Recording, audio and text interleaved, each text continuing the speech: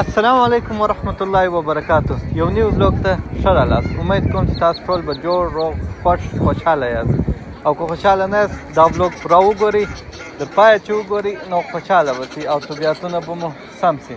دا وخت زه په هایټ پارک کې ولاړ یم. د لندن یو تر ټولو مشهوره او تر ټولو غټ پارک دی. پارک ډېر تاریخ لري او ډېر څه لري د لیدو دپاره. په وار وار سره به زه یو د ښکاره کوم.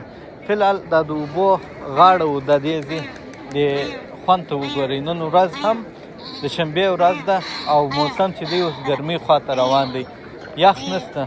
نو خلک هر وخت چې په شنبې او په یک شنبې باندې دلته ډېر راوځي، او بیا خاص کر چې دا رقم ګرمي بیا نو بیخي راشي.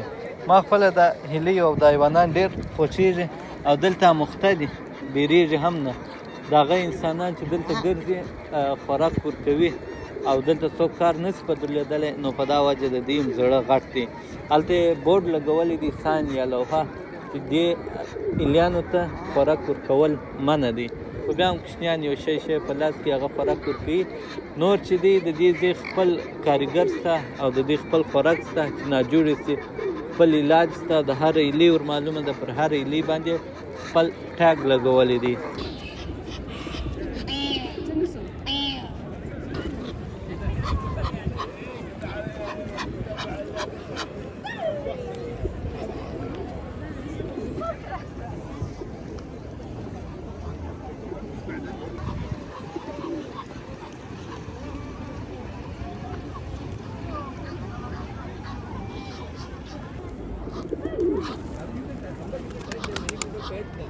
If you don't get too close, then it will take availability.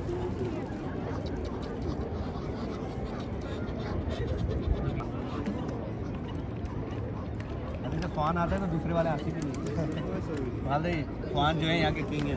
راځئ د دې پارک د تاریخ مو لږ خبر کړم. د لندن هایټ پارک یو له تر ټولو مشهورو او تاریخي پارکونو څخه دی چې د ښار په زړه کې موقعیت لري. دا پارک د شنو ساحو، تاریخي ودانیو او تفریحي فعالیتونو له امله د لندن یو مهمه سیاحتي نقطه ګڼل کیږي.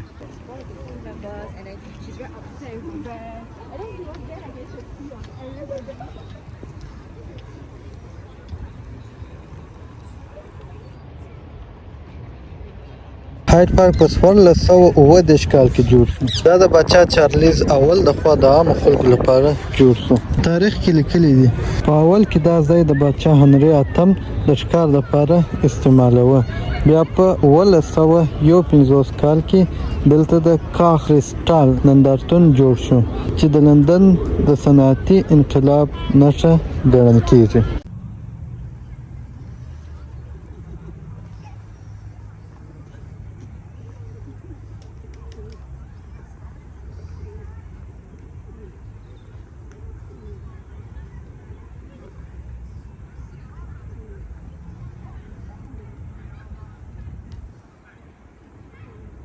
وخت په پسرلی دی، هر خواته چې ګورې ښایستې رقم درختې. ته دې درختې ته وګورئ څومره ښایسته ده، ګرده ګلابي ګل. د دې چې څونه د ګل ښایست څونه دی، د هغو نه بوی هم دونه ښایسته بوی کوي چې در ډېره لیرې ځایه پورې بوی راکړي او زه پسې رالم. او دا چې بیا ته د نږدو بوی کې های سبحان الله، طبیعت د انسان د اسم کې.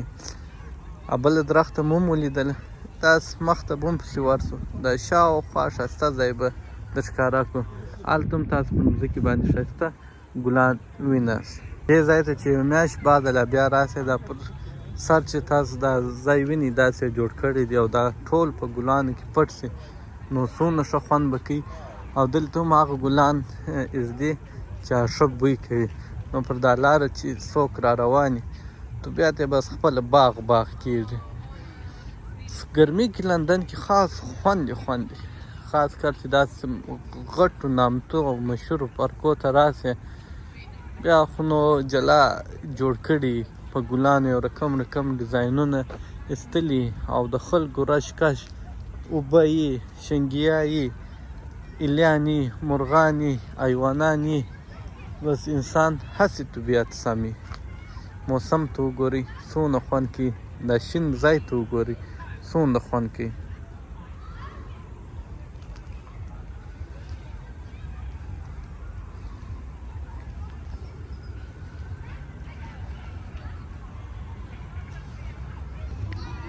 دا دی دا ګلان ته مې ځان راورسوئ رنګ په رقم رنګه رنګه ګلان ښایسته ښایسته خلک ورسره ناست دي عکسونه ورسره اخلي دله چې ناست دي او چای درته پرتي های های جلا خوند کوي ما خپله د چای کار وکړي هلته ناست وم چای مې وڅښل یا ښایسته ګلان چې وه چېرې چې ښه درخت یې وه او ښه بوی یې کوي در هغه درختې لاندې ورته کښېنستلم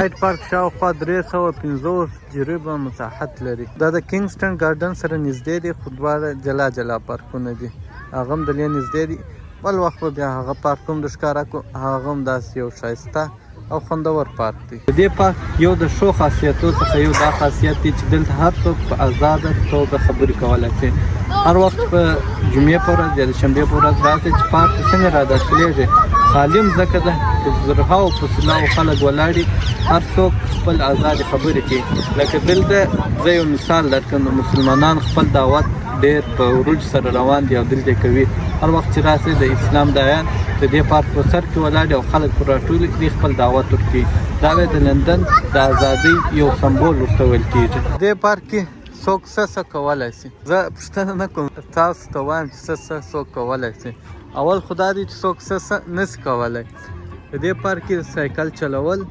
سایکل چلونه یا جوګینګ کول او د هغسې دلې خپل کیمپینګ کول په شپو راتللی چې خیمه میمه راوړه ورته کښېږده او دلې کتغ کول دلته چې دی ډېر پارکونه دا رقم وي چې څوک دغه نشي کولی یا د اور بلکې یا د خپل یو ځان ته شی پاک کړي خو په دې پارک کې کولی شي خپل جلا مخصوص ځای لري هلته تاسو کبابونه مبابونه پخولی شي پارک کې لا نور هم کار شروع دي لکه څنګه چې تاسو دا لوحه وینئ دغه ځایونه چې دي دلته جوړیږي دا خط دی کې شوق لري خپل ووایاست په باره کې بیا معلومات درته درسي دا یو شی بې لا زه درته ووایم وایي هایډ پارک از ان ایوارډ وینینګ ایونټ سپیس هر څه د ماښام خوا راځي هغونه د دې ځای د هوا چې ده لږ یخه کېږي د ګلانو ښایسته بویان راځي لږ تاریکه خوا سوله منځه ماښام لمونځ ته لا وخت پاته دی خو زه به اول د مازدیګر لمونځ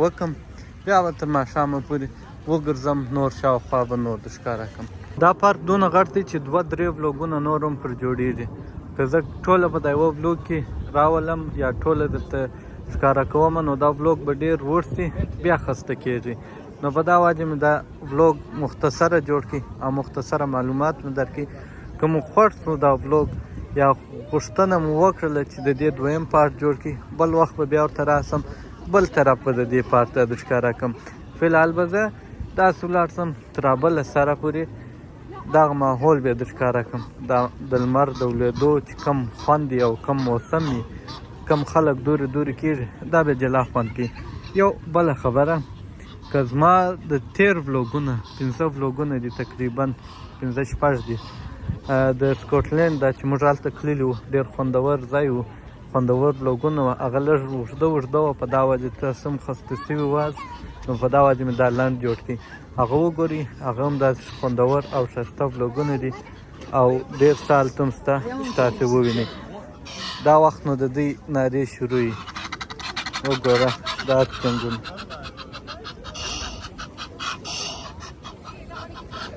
دا سپینې ډېرې مستانې دي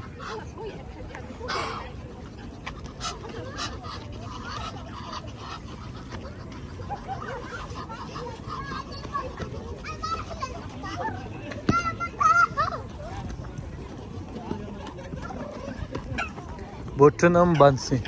دا پارک چې د سهار د 5 بجو څخه خلاص دی بیا تر نیمې شپو تر 1 تر 2 یا تر 3 بجو پورې خلاص شي. خپلې ورځې لري د ورځې مطابق د شنبه او یکشنبه چې ډېر راشي نو د شپې تر ناوخته پورې خلاص څوک راتللی شي. او دا بوټونه دا د اوس لا بند شوه. اول سر چې ما ولوګ شروع کړي تاسو ولیده د اوبو په مابینځ کې اخوا او دې خواته کېدل څنګه خوند کوي.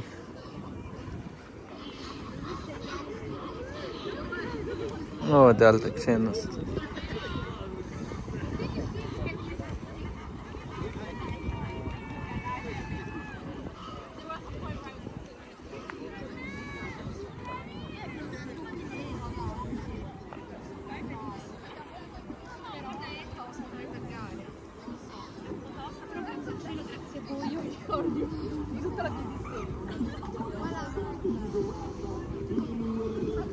دا سایکلان چې په کرایه پیدا کېږي